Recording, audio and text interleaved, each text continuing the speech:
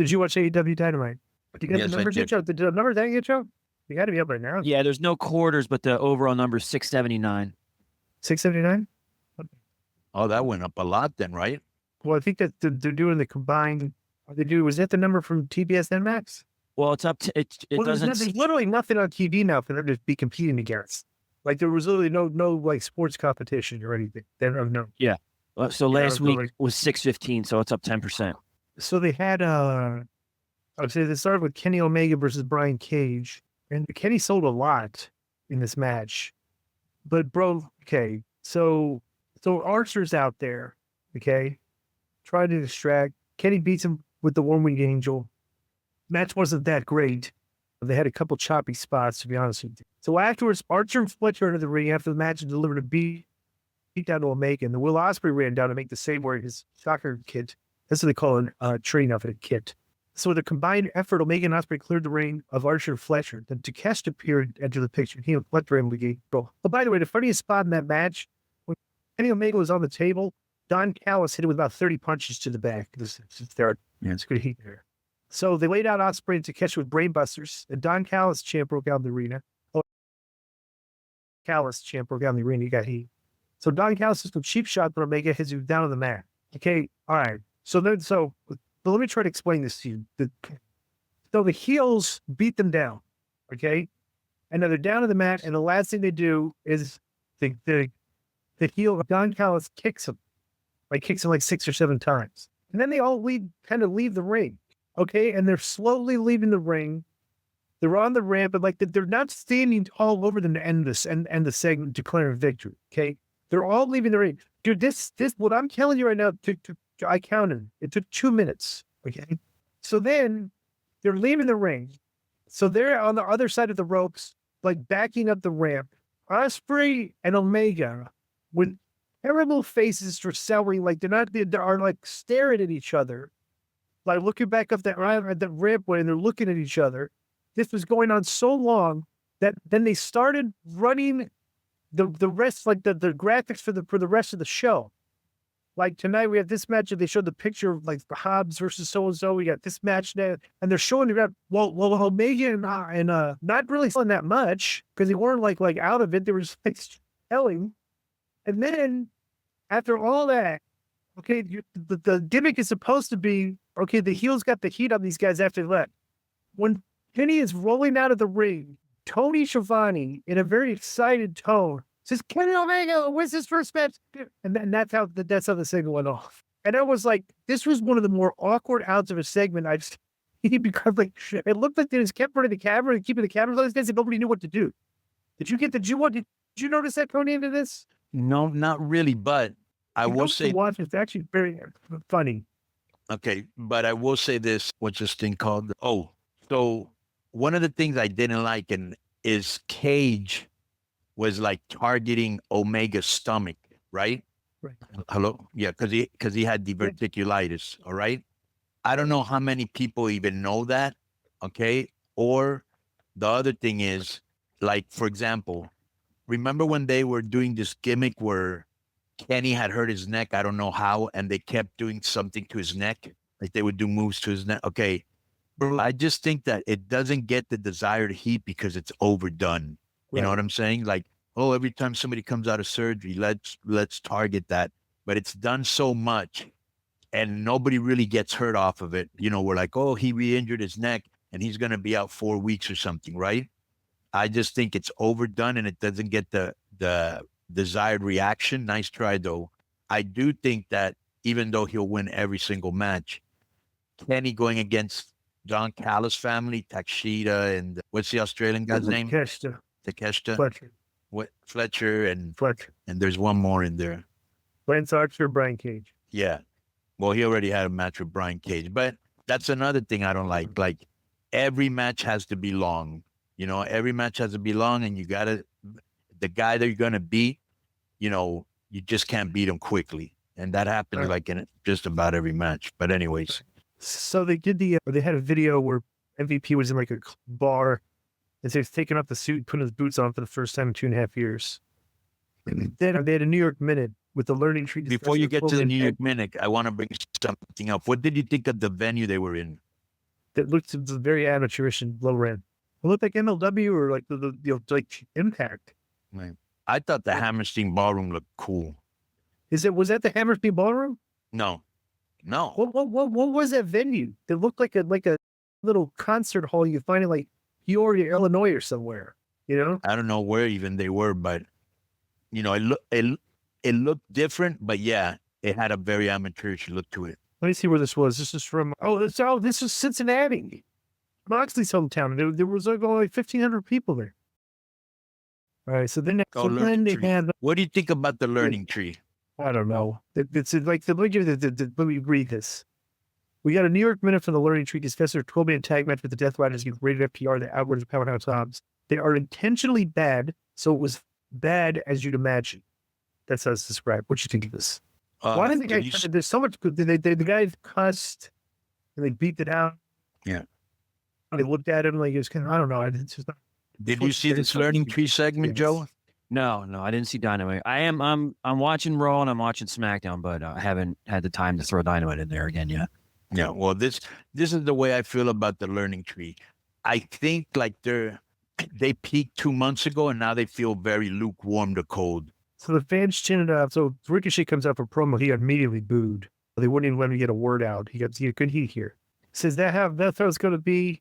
But they said the picture's worth 1,000 words. They showed the picture of him beating up, bloody and Swerve from last week. So Swerve's music hit, and he looked at the entranceway, but from behind, Nana came from behind and hit him with a chair. And Swerve came to the ring with a chain, and while Nana was dancing and Ricochet selling, and then he was going to hit him with the chain, but Ricochet ran away. And the Swerve returned to the ring, and they announced him introduced a video package to showcase Mercedes Moné acting very cringy again. They keep, bro, they're trying to. You could go ahead. What would you think of this? It was all right. I'm not. I like him to get a heat, but I wish he would have talked more and said some more stuff. It's like he kicked the heat out there. Yeah, but I don't know. It's kind of funny. It's like, why, if Ricochet is running away, how do you think you're going to catch up to him by power walking? Why aren't you running after him? But that's just a little thing, you know what I'm saying? Yeah. And you almost look like, the monsters in movies, Right. when they're going after somebody. I'm like, you can't run. So yeah, that's what I thought about this. And I think the Monet thing, I would disagree with you. Even though she came off cringy as usual, bro, that video made her look like a star. Right. She showed her on like regular TV, and like that's what I was going to say. Yeah. They were sort of training. Right. Yeah, four belts, and I didn't. It would have been nice to explain which belt. What the right? What are we looking at here? Yeah. Right. But you have to look it up. Yeah, 4 belts. Or watching being the elite. Yeah. But actually, the video was pretty well produced. I will say that. And you're right. It should make her look like. But bro, she. That's not an issue with her. Like dressing up and looking. Right. That isn't an issue with her. But what it is an issue is they don't do a good job of doing that. Of filming those type of vignettes, you know what I'm saying? So even they have something that was easier to work with, right? It's a no-brainer. Right. They do a lot that you would consider no-brainers. So I was impressed. Yeah. Right. So then we had her syndicate comes out for match against Private Party and Mark Briscoe. Right. I gotta say something. Right. Private Party, the champions. Right. Okay. Dude, get in the gym. These guys don't look like they work out. Like their bodies are there's no definition, and why would they if Adam Cole doesn't go to the gym and Orange Cassidy doesn't go to the gym and best friends why would you? The Young Bucks don't go to the gym?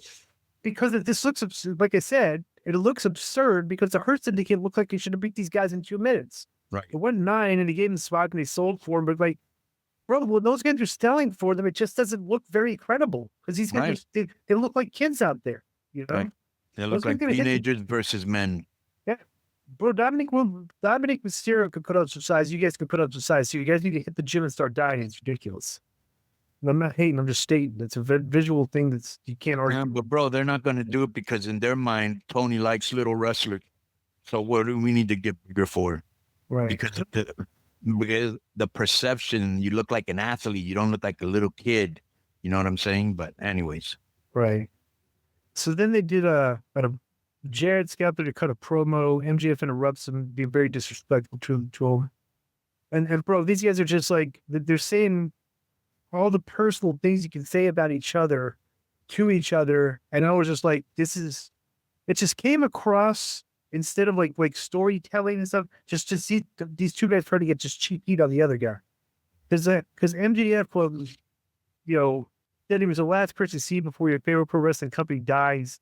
Call him the Grim Reaper. His career is enough to make him want to drink. He mocked Jeff's former alcoholism. I told Jarrett he belongs back to rehab where he belongs, but to make sure Karen sticks around. He said he would ship her off to Tennessee when he's done so he could taste what a generational talent and Olympic medalist. Jarrett laughed, says he's heard all that before, has to get out of business. And basically said we called him a one-hit wonder. And then he tore into MJF's upbringing. He called his mom his dad an ambulance-chasing lawyer and said that when his dad knocked up his mom, she still wouldn't pay for it. Then addressed his girlfriend and called her Canadian. And Jarrett said, well, he was having 60 minutes with Will Ospreay. His girl was doing 60 minutes with about 10 other wrestlers. And by the way, MJF's standing there taking all this, okay? MJF is too lazy to put in the work, is terrified to be a one-hit wonder. And MJF told Jarrett that he's nothing like him. He didn't need his daddy to start a couple of companies and make him a top guy. He continued and took credit for the success of All In. So the people put him on a pedestal, screwed him, tried to take everything from him. He told Jarrett he didn't want the world title. He needed it because he wanted to shove it down all their throats. They mocked Jeff Jarrett's friendship with Owen Hart and claimed he had cynically ridden the coattails of his dead friend to try and get more opportunities at AEW. And then finally, that off, he started fighting him. They brought security out. Aaron and Jarrett came out there when Jarrett was beating him up and pulled Jeff off. And then MJF kidnapped, like a hostage situation, kidnapped Karen Jarrett and was holding her and then ran away, like sprinted to the back and ran away. What did you think of this? Okay, the first thing I thought was this was way too long. Right. Okay? And I kept there with the part where I actually thought, when is this going to end? I just think he went overboard on the cheap heat insults. With one is good enough, but they both use cheap heat insults. We know that the people watching the show that are there live, because those are the hardcores, they probably understand all the inside references, but a lot of people pretty don't. Did Jeff say that MJF's mom was a... Yeah. Did I hear? Yeah. Yes. Is that supposed to be true? I don't know. I mean, it was going places like I didn't. Right. The fact he was just sitting there, the guy's calling your mom a girl, Right. and he was standing there listening to her, like looking at him, like, I really thought this, because, Jeff can talk and so can MJF. I did not like this. Right. Yeah. Like I said, it was a bunch of like I said, it came across as like, let's say the worst things we can about each other and just get cheeky here. So, and let's see, and so the most zingers. That's a very good word. Hook versus Christian, and this was built up for a few weeks, but basically, they weren't going to beat anybody here. So the guys interfered. Christian, Nick Wayne interfered. And after the match, it was the Kip Sabian. Kip Sabian and Nick Wayne interfered. So then after the match, Shibata comes out. No, actually Samoa Joe came to the ring and put a stop to everything. Then Shibata came out, and the patriarchy were forced to flee. But Joe making his return was. Let me tell you something. Yeah, Joe actually had a good little run in here. Right. It was actually very well done. So and let me just say another thing. Out of all the Japanese that they have there, which none of them wrestle like they were in Japan, Shibata is the closest. I would love to see a match between Samoa Joe and Shibata. I think that would be really good. I don't know. Did I miss something here? Where was this? They had a undisputed Kingdom Rumble here, so maybe I'm not too yet. So Jeff Jarrett was interviewed by Renee Paquette backstage. Before he could reply to her questions, Dustin Rhodes popped in and gave him a pep talk, basically. So then Mariah May came out for commentary for the Casino Gauntlet match, and Megan Bain made her debut in the Casino Gauntlet. And Megan Bain, she was in there, and so was Chris Statlander, then Julia Hart, and the Willow Nightingale. Then Tony Storm, they did this spray spot with Harley Cameron was in. These people were going nuts at this. No, every their mother knew would do Tony. Yeah. So the people were going nuts that this girl debuted, and I didn't know who she was. And then I looked, and she wrestles for GCW, which She's a champion. I don't have any way of seeing it because I think I just don't have enough time. They really just run internet. Right. Not, I guess you can't even call them internet pay-per-views anymore. Probably Fight Network, or I don't know what they're on, Right. but they don't run weekly TV, So I had to miss something here because I distinctly remember they had a backstage promo with the Undisputed Era. There was talk about, and Jay White cut a promo just to talk about what happened in the Casino Gauntlet match, and they're all mad at each other. Oh, this is how it's described here. A video that aired for the fallout for the men's Casino Gauntlet match, and the Undisputed Kingdom is apparently going after the TNT title. Jay White is coming after Wheeler Yuta. That's what and that was the gist of it, basically. Right. Tony Storm won. Mariah May was on commentary. First of all, I got confused because I don't really pay attention a lot to some of the stuff I don't like. I thought probably Cameron and Mariah May were together, but then the next thing I knew, no, they were having a match against each other on Collision. Like they're wrestling against each other. Then they did, like she was talking about her minutes. Yeah, because she was with Soraya, which we haven't seen in a long time. Right. And then all of a sudden she was with this one. Like she plays a goofy, funny role, right? And she is talented, but they do nothing with her, just beat her. I did think it was funny when Mariah May said that about Tony Storm. She goes, she had never fought that rookie. So I thought that was funny. So then next we do Powerhouse Hobbs. He comes out, presents entrance, and they show Moxley. Now it's cold and snowy outside. And Marina Shafir's got a tank top on, but they're coming from outside in the cold. So it looks silly. Because Moxley had on a hoodie and stuff, like he was all dressed warm, and Marina Shafir didn't. About the time they were walking outside in the frigid weather, you could see snow in the background. Yeah. And they were walking into the building, and Pac was in his trunks.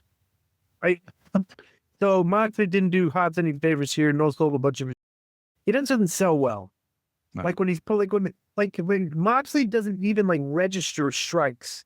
Right. Like if the guy's pouring in your head or punching you, like he didn't even like move his head. He just sits there and just does nothing. So this was a burial of Hobbs. Hobbs actually picked him up on the second row, back to the ring, had him like for like a power slam, turned him around and dove into the ring from the second rope and power slammed it. Right. Moxley rolled through the power slam into an arm breaker, like just completely no sold this devastating move. I don't know why. Whoever the agent for this, like, didn't talk Moxley out of doing that to this guy. It's like, this looked ridiculous. He should have just been selling for this guy. Like, Bro, did you see how? Go ahead. Did you see how weird that blood looked like where it was coming from? I remember Hobbs tried to bite the earring off of Moxley's ear, and the people were like cheering him on. I don't know if it was supposed to be from the ear or where, but that looked really weird. All that blood on the side of his neck and face, and yeah. Right. So you had this big, Marina Shafir hit her with the briefcase. Moxley hit it with the paradigm shift. The Wheeler, the heels are in for him. Right. They wanted to make him look strong before they beat him. But the way they beat him, complete and absolute burial, just gets choked out cold at the end. And I'm like, fucking like this guy had a really incredible Who did Joe choke out cold, Disco, and then also cut his hair? Oh, I forgot. Do you remember Joe? Nah, let me look it up. So the end of the show, afterwards they choked him out. Wardlow. Now they're gonna do Wardlow. Now they're going to do damage to his knee, but their FTR made the edge to clear the Death Riders from the ring, and that was like, so the Death Riders, bro, this angle is terrible. You know what I would do, bro? I would make either one of them my top babyface, maybe even have them as a tag team, Hobbs and what's this guy's name? We just mentioned him, Wardlow. Right?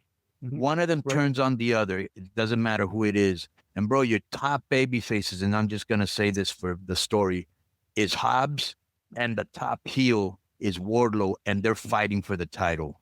Yeah. So that was what it called. That was the AEW, right? I didn't, like I said, they did it. I'll tell you what, they did a good job of it. Maybe the reason that the show did a decent number is they built it up pretty decent, I guess. Yeah. Because they had a lot of matches that meant for stakes. I'd like to see the quarters on this too. You don't have the quarters, Joe? Nah, I just refreshed. They're not there yet. Well, let me tell you my thoughts on this. I thought Kenny Omega return was good. I liked his promo the last time, but you know me, I'm a Kenny fan. I liked the storyline progression between Ricochet and Swerve, because I thought for sure they were going to drop the ball on Ricochet. The Hurt match and Hurt Syndicate and Christian Cage. Nothing to write home about. I like Samoa Joe's return. I hate this because I love both guys, but I thought the MJF Jeff Jarrett was too long and not good. What else? You know, the main event actually wasn't bad. Just the Death Riders do nothing for me, and neither does Moxley. Yo, what's up? I just want to thank you guys for watching this clip. Don't forget to hit the like button, leave a comment, and subscribe. And join our YouTube membership for hours and hours of exclusive, unedited, uncensored content. And being a member will help you get involved in our upcoming live streams. Thank you for your support. Thank you for riding with us. I know you got a lot of other podcast choices, be it wrestling or other ones. And thank you for picking us. Boom.